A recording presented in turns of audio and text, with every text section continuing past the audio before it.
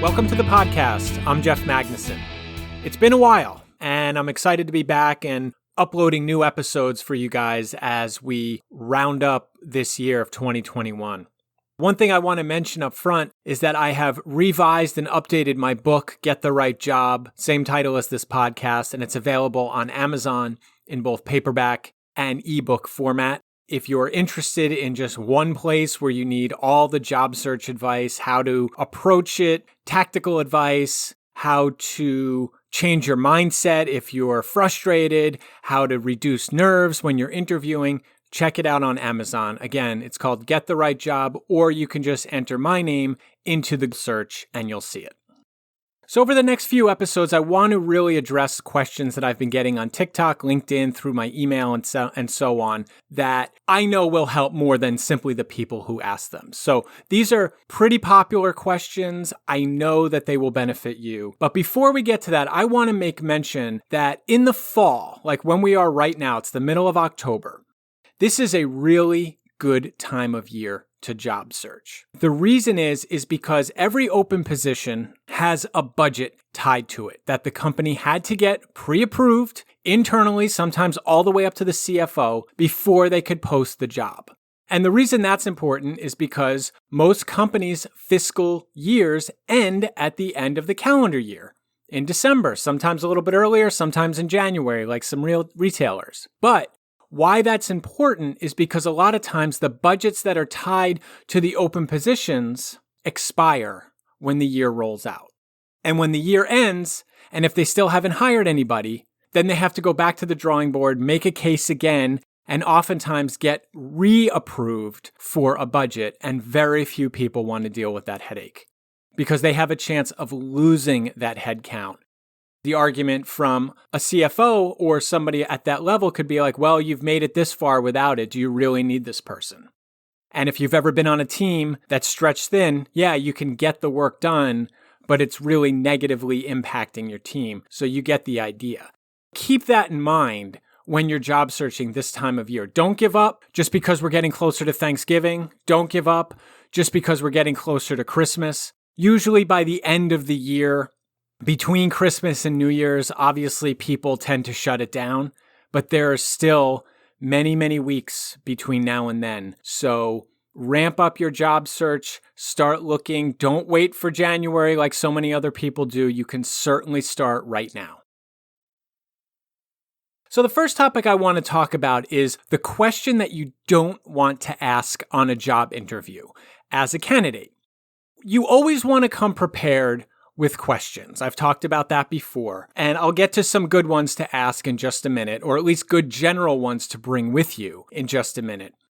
But one question that you really don't want to ask is toward the end of the interview, saying something along the lines of, is there anything about my interview or my resume that gives you reason not to move me forward in the process? Or some variation of that question. Unfortunately, there are a lot of other people out there giving the advice to ask that question. You really want to avoid this question because it's a negative take on you as a professional presenting yourself. Because if you think about it, you're going into an interview, you want to put your best professional foot forward. You're talking about all of your achievements, your accomplishments. You want to build momentum as the interview goes on. And then at the end of the interview, if you're going to say something like the question I just asked, it kind of lets the air out of the conversation. And worse, it can invite doubt into the interviewer's mind. You don't want to end on a low note. You absolutely want to make sure that you end on a high note. As long as you're prepared, you're answering the questions to the best of your ability, you're excited, you're enthusiastic about the role, assuming, of course, the role is exciting you, then if it's not a fit, it's not a fit. All you can do is your best. You answer the questions as best you can. You ask thoughtful questions if you're unsure about the role. And your thoughtful questions are also going to look really good to the interviewer. So don't end it on a low note and just stay away from inviting any kind of doubt into the interviewer's mind. You always want to bring good questions with you to an interview. You want to have some written down, ready to go, just in case they start off by asking you, do you have any questions for me? When you're researching the company and the role, you obviously want to ask company-specific questions or role-specific questions as best you can. It's hard for me to give examples because there's thousands of companies out there, but do the research. If it's a public company, look at the 10K, look at their website, look at any news releases. Did they launch any products? Did they have a merger? Anything like that where you can ask a business type question. But in terms of the role, in terms of how you will fit in with your manager in particular, you can ask questions such as, what are your biggest challenges right now and how can I help you overcome them? And see what they say. They all have challenges. Whether they're positive challenges like we're trying to grow and we just don't have the infrastructure in place yet, or we lost a couple good people, or this merger's really been a stretch on our resources. Whatever it is, it's a good question and it's one that you deserve an answer to. If it's your manager, how will you and I work together? This is a great question too, because you want to understand, is this person a micromanager? Are they too hands-off? Are they somewhere in the middle? That question will help clarify that. How is success measured in this role, in your opinion? What are the metrics?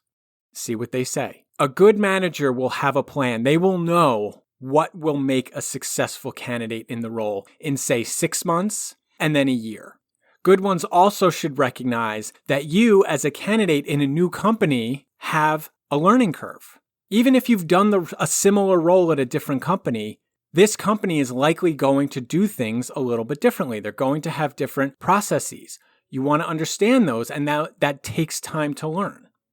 See if the manager recognizes that. And again, business questions. Show interest. Be curious about what the company's working on. Keep in mind, they may not be able to answer your questions for confidentiality reasons or other reasons. That's okay. The fact that you are asking that question and showing interest will go a long way.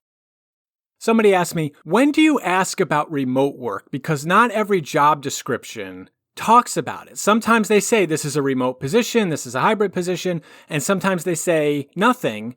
So it's assumed that it's an office position, but obviously it may not be, or it may be a work from home temporarily until COVID goes away even more. So when do you ask about it? Generally speaking, I would treat that question the same way you would treat wondering how many hours people are expected to work at a company. Try to get the offer first. Try to pick up clues as you're going through the interview process. Because if you're looking to get an offer, if you want to get further in the process, keep that question out. If that's a deal breaker for you, on the other hand, then you can ask that question early on. If you're like, I'm not going into the office and I'm only taking this role if it's work from home or in the office a couple of times a month, then you could certainly ask that question, but I would wait until after like the first round of interviews. Let them get to know you first. Because maybe they're flexible, but they're not sure how flexible. But if they really like you, and then you're saying, hey, listen, I only want to come into the office like once or twice a month, they may be willing to work with you on that. All right, so pick your spots, understand the dynamics, understand there is some sensitivity around work from home from a company's perspective. And you can always walk away. You can always say no. But just pick your spots when asking that question. And finally, as a reminder, we'll call it a public service announcement, use your vacation days. There are so many reasons to use them. Mental health reasons, just stepping back, switching off for a week or so.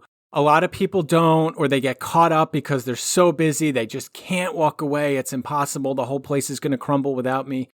Taking vacation is really, really important. And I know some of you out there, you have vacation, and if you don't use them, there's two things. A, you may lose them, which is inexcusable. You don't want to leave money on the table ever.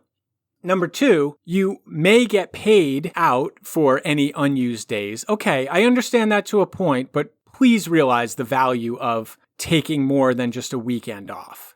And number three, every company typically allows some kind of carryover, or not, but every company has some sort of a policy around it. The company that I used to work at, 4 or 5 years ago, you could carry over 5 days, so essentially a week.